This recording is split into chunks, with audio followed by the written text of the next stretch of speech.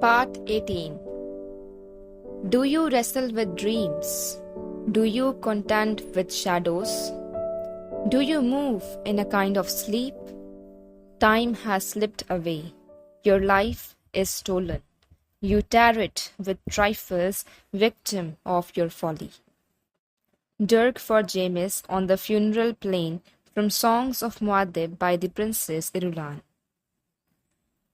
Leto stood in the foyer of his house, studying a note by the light of a single dispenser lamp. Dawn was yet a few hours away, and he felt his tiredness. A Fremen messenger had brought the note to the outer guard just now as the Duke arrived from his command post. The note read, "A column of smoke by day, a pillar of fire by night." There was no signature. What does it mean? He wondered. The messenger had gone without waiting for an answer, and before he could be questioned, he had slipped into the night like some smoky shadow. Leto pushed the paper into a tunic pocket, thinking to show it to Hawat later. He brushed a lock of hair from his forehead, took a sighing breath. The anti-fatigue pills were beginning to wear thin. It had been a long 2 days since the dinner party, and longer than that since he had slept. On top of all the military problems, there had been the disquieting session with Hawat, the report on his meeting with Jessica. Should I waken Jessica? He wondered. There's no reason to play the secrecy game with her any longer. Or is there? Blast and damn that Duncan Idaho. He shook his head. No, not Duncan. I was wrong not to take Jessica into my confidence from the first. I must do it now before more damage is done. The decision made him feel better, and he hurried from the foyer through the great hall and down the passages toward the family wing. At the turn where the passages split to the service area, he paused. A strange mewling came from somewhere down the service passage. Leto put his left hand to the switch on his shield belt, slipped his kinjal into his right hand. The knife conveyed a sense of reassurance. That strange sound had sent a chill through him.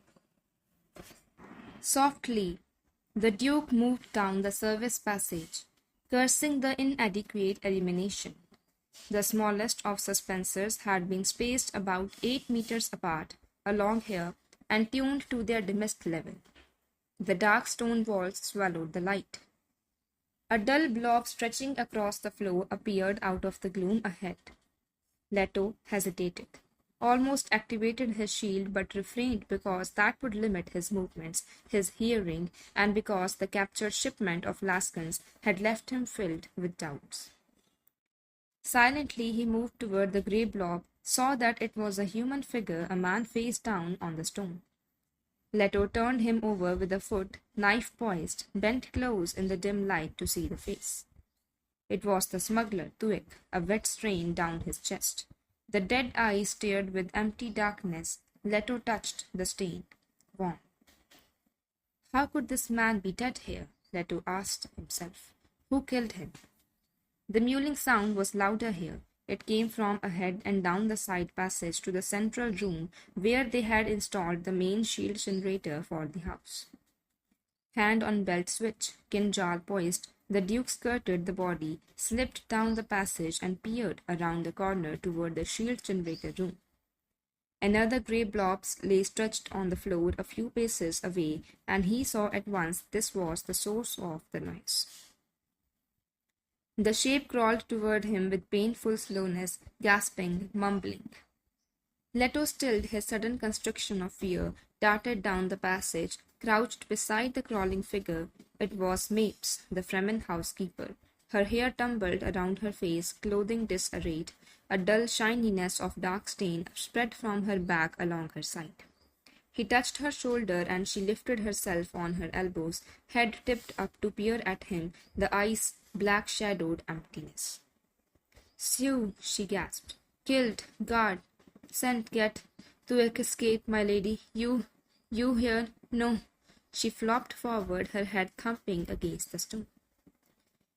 Leto felt her pulse for pulse at the temples. There was none. He looked at the stain. She had been stabbed in the back. Who? His mind raced. Did she mean someone had killed a guard? And to it, had Jessica sent for him? Why? He started to stand up. A sixth sense warned him. He flashed a hand toward the shield switch too late. A numbing shock slammed his arm aside. He felt pain there, saw a dart protruding from the sleeve, sensed paralysis spreading from it up his arm. It took an agonizing effort to lift his head and look down the passage. Yue stood in the open door of the generator room. His face reflected yellow from the light of a single brighter dispenser above the door. There was stillness from the room behind him, no sound of generators. Yue, Leto thought. He sabotaged the house generators. We are wide open. Yue began walking towards him, pocketing a dart gun. Leto found he could still speak, gasped. Yue, how?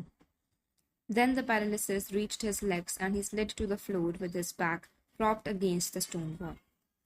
Yue's face carried a look of sadness as he bent over, touched Leto's forehead. The Duke found he could feel the touch, but it was remote, dull. The drug on the dart is selective, Yue said. You can speak, but I would advise against it. He glanced down the hall and again bent over Leto, pulled out the dart, tossed it aside. The sound of the dart clattering on the stones was faint and distant to the Duke's ears. It can't be Yue, Leto thought. He is conditioned. How? Leto whispered. I am sorry, my dear Duke, but there are things which will make greater demands than this. He touched the diamond tattoo on his forehead.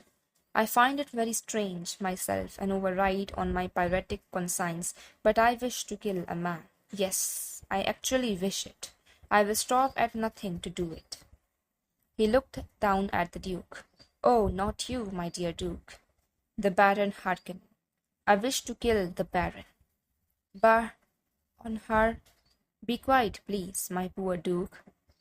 You haven't much time. That peg tooth I put in your mouth after the tumble at Narkal, that tooth must be replaced. In a moment, I'll render you unconscious and replace that tooth. He opened his hand, stared at something in it. An exact duplicate, its core shaped most exquisitely like a nerve, it'll escape the usual detectors, even a fast scanning. But if you bite down hard on it, the cover crushes. Then when you expel your breath sharply, you fill the air around you with a poison gas, most deadly. Leto stared up at Yue, seeing madness in the man's eyes, the perspiration along brow and chin. You were dead anyway, my poor Duke, Yue said. But you will get close to the Baron before you die. He will believe you are stupefied by drugs beyond any dying effort to attack him. And you will be drugged and died, but attack can take strange forms. And you will remember the tooth, Duke Leto Atreides, you will remember the tooth. The old doctor leaned closer and closer until his face and drooping mustache dominated Leto's narrowing vision. The tooth, Yue muttered. Why? Leto whispered. Yue lowered himself to one knee beside the Duke. I made a shaitan's bargain with the Baron, and I must be certain he has fulfilled his half of it. When I see him, I will know. When I look at the Baron, then I will know. But I'll never enter his presence without the price. You are the price, my poor Duke, and I'll know when I see him. My poor Vona taught me many things, and one is to see certainty of truth when the stress is great. I cannot do it always, but when I see the Baron, then I will know. Leto tried to look down at the tooth in Yue's hand. He felt this was happening in a nightmare. It could not be. Yue's purple lips turned up in a grimace. I will not get close enough to the Baron, or I'd do this myself. No, I'll be detained at a safe distance. But you, now, you, my lovely weapon, he'll want you close to him, to gloat over you, to boast a little. Leto found himself almost hypnotized by a muscle on the left side of Yue's jaw. The muscle twisted when the man spoke. Yue leaned closer. And you, my good Duke, my precious Duke, you must remember this truth. He held it up between thumb and forefinger. It will be all that remains to you. Leto's mouth moved without sound. Then, refuse. Ah, no, you must not refuse, because in return for this small service, I am doing a thing for you. I will save your son and your woman. No other can do it. They can be removed to a place where no Harkonnen can reach them. How save them? Leto whispered. By making it appear they are dead, by secreting them among people who draw knife at hearing the Harkonnen name, who hate the Harkonnen so much they'll burn a chair in which a Harkonnen has sat, salt the ground over which a Harkonnen has walked. He touched Leto's jaw. Can you feel anything in your jaw? The Duke found that he could not answer. He sensed distant tugging, saw Yue's hand come up with the ducal signet ring. For Paul, Yue said. You will be unconscious presently. Goodbye, my poor Duke. When next we meet, we'll have no time for conversation. Cool remoteness spread upward from Leto's jaw, across his cheeks. The shadowy hall narrowed to a pinpoint with Yue's purple lips centered in it. Remember the tooth, Yue hissed. The tooth.